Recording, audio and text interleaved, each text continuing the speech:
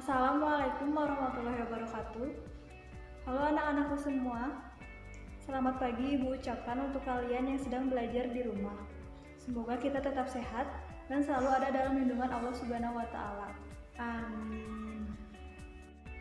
Pada pertemuan kita hari ini, kita akan belajar tentang teks puisi.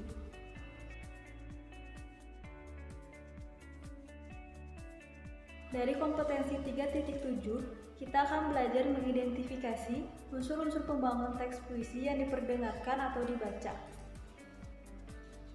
Lalu, 4.7, kita akan menyimpulkan unsur-unsur pembangun dan makna teks puisi yang diperdengarkan atau dibaca.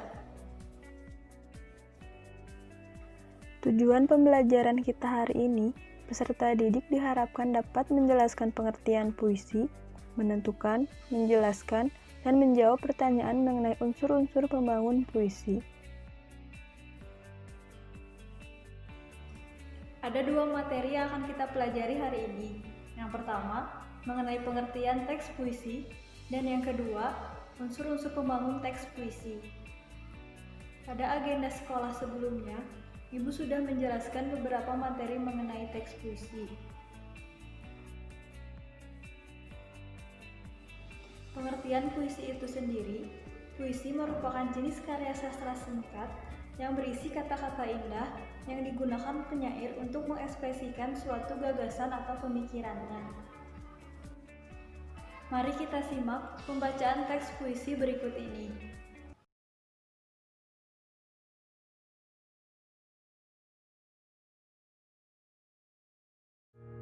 Dengan puisi aku.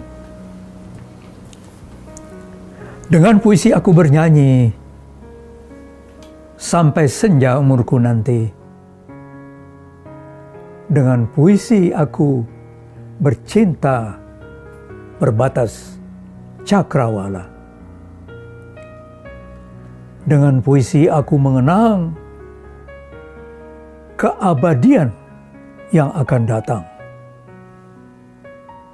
Dengan puisi aku menangis jarum waktu bila kejam mengiris. Dengan puisi aku mengutuk nafas zaman yang busuk. Dengan puisi aku berdoa, perkenankanlah kiranya.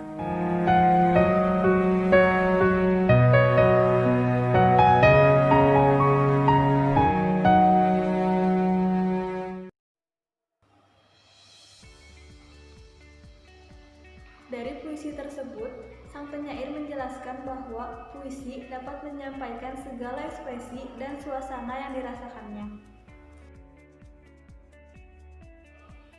Puisi diibaratkan sebuah bangunan, maka dari itu puisi memiliki unsur-unsur pembangun. Di antaranya terdapat dua unsur pembangun dari teks puisi. Yang pertama adalah struktur batin dan yang kedua adalah struktur lahir. Di sini, struktur batin bersifat tersirat atau terkandung dalam setiap kata, larik, dan bait di dalam puisi. Sedangkan struktur lahir bersifat tersurat atau dapat dikenali langsung oleh pembaca. Ada 4 hal yang meliputi struktur batin. Yang pertama ada tema, yang kedua ada rasa, yang ketiga ada nada, dan yang keempat amanat. Tema adalah ide atau gagasan dari penyair yang dituangkan ke dalam puisinya. Terdapat berbagai macam tema, seperti yang pernah kita buat sebelumnya, yaitu puisi bertemakan COVID-19. Juga ada puisi bertema kemerdekaan, kebangsaan, ketuhanan, atau pendidikan, lalu seperti yang pernah atau yang sering kita buat, puisi bertemakan percintaan, persahabatan, dan berbagai macam tema lainnya. Rasa adalah sikap penyair terhadap pokok permasalahan yang terdapat di dalam puisinya. Seorang penyair biasanya mengekspresikan apa yang dia rasakan melalui kata-kata di dalam puisi. Perasaan ini bisa berupa rasa marah, bahagia, kesal, rindu, resah, bisa juga pengagungan terhadap Tuhan, alam, dan sebagainya. Selanjutnya adalah nada. Nada adalah sikap penyair terhadap pembacanya. Penyair di sini dapat menyampaikan puisinya dengan nada seperti menyindir, mengejek, atau dengan nada angkuh, sombong, bisa juga menggurui, dan menasehati. Yang terakhir adalah amanat. Amanat yaitu pesan yang ingin disampaikan oleh penyair kepada pembacanya. Ada 5 struktur lahir puisi. Yang pertama diksi, imaji, tipografi, rima, dan juga majas. Diksi adalah pemilihan kata-kata yang dilakukan oleh penyair terhadap puisinya.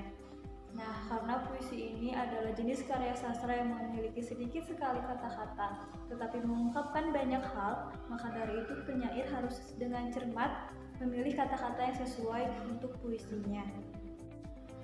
Imaji adalah susunan kata-kata yang dapat mengungkapkan pengalaman indrawi. Imaji di sini dapat mengakibatkan pembaca seakan-akan melihat, mendengar, dan merasakan langsung apa yang dirasakan oleh penyair.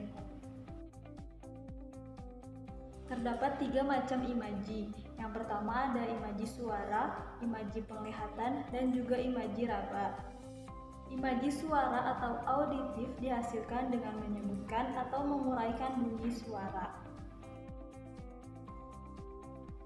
Berikut adalah contoh dari imaji suara.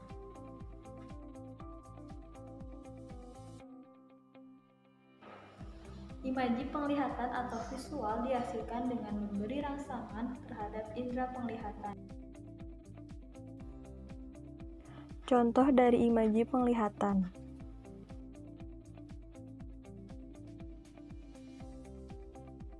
Imaji raba atau sentuh dapat dirasakan oleh indera peraba. Dan ini adalah contoh dari imaji raba.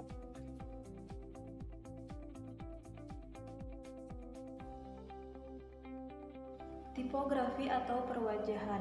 Tipografi di sini adalah bentuk dari puisi tersebut, seperti halamannya, tepi kanan kiri, bentuk barisnya, atau penggunaan huruf kapital, huruf kecil, penggunaan tanda titik, koma, dan sebagainya. Berikut ini adalah contoh-contoh dari tipografi.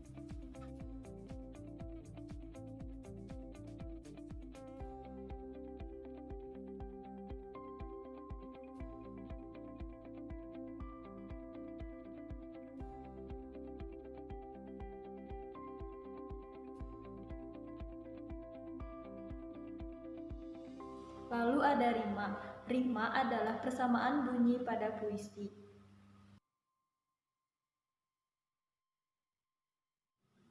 Terdapat 2 macam rima. Yang pertama adalah rima akhir, yaitu persamaan bunyi pada akhir baris puisi.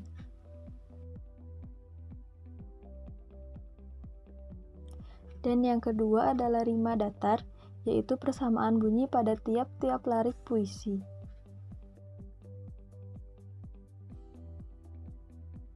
Dan yang terakhir dalam struktur lahir puisi, yaitu majas. Majas adalah penggunaan bahasa yang dapat menghidupkan atau meningkatkan efek dan menimbulkan konotasi tertentu. Terdapat 3 majas di dalam puisi. Yang pertama adalah majas perulangan, majas pertentangan, dan majas perbandingan. Pada agenda sekolah sebelumnya, Ibu sudah pernah menjelaskan mengenai majas yang terdapat di dalam puisi. Semoga kalian masih ingat ya. Cukup sekian materi yang dapat Ibu sampaikan hari ini. Mohon maaf, masih banyak kesalahan yang terdapat dalam video ini, seperti suara-suara tambahan dari yang lain dan penyampaian materi yang kurang memuaskan. Semoga kalian tetap semangat dalam pembelajaran bahasa Indonesia ini. Wassalamualaikum warahmatullahi wabarakatuh. Terima kasih semuanya.